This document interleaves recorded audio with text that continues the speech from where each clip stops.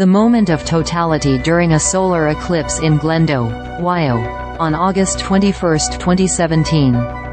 John T. Meader. John T. Meader updated April 8, 2024 at 7:45 AM ETIf. You plan to check out Monday's total solar eclipse, and the only camera you own is one that doubles as a phone.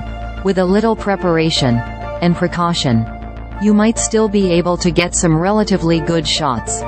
It all depends on how much effort one wants to put into it, says Sean Walker, an associate editor with Sky and Telescope magazine. For starters, you'll need to wear eclipse glasses or similar protective eye gear while aiming your camera or even just observing the eclipse. Loading. In the U.S., the path of totality for the best views stretches from southern Texas, crossing through the South and Midwest and into the Northeast before hitting Maine. But anyone in the continental U.S. can catch at least a partial eclipse, weather permitting.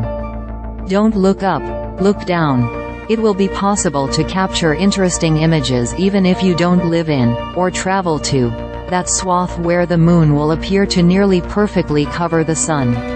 If you're within several hundred miles of the path of totality at maximum eclipse time, Walker says, the spaces between leaves on trees and basically anything that makes a pinhole will project an image of the crescent sun on the ground or on a wall, depending on how high the sun is at the time.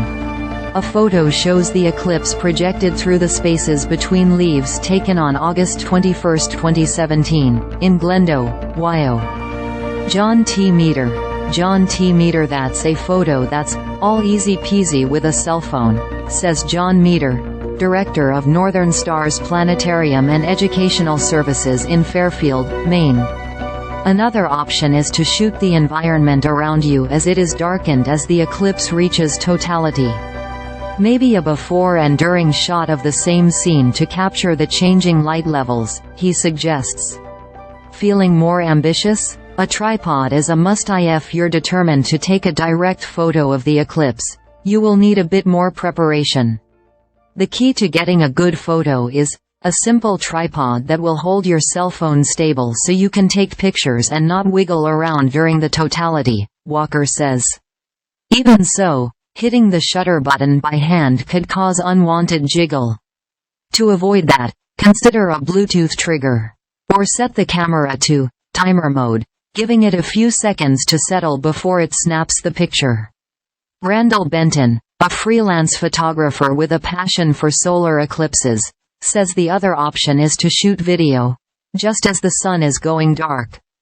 Although the quality of phone video isn't quite as good as a still image, you can always extract a still from the video later, he says. For best results, use your phone's manual settings. If you've never fiddled with your camera's settings, now's a good time. You'll want to reduce the exposure, at least during the partial eclipse phase, and also to set focus to infinity.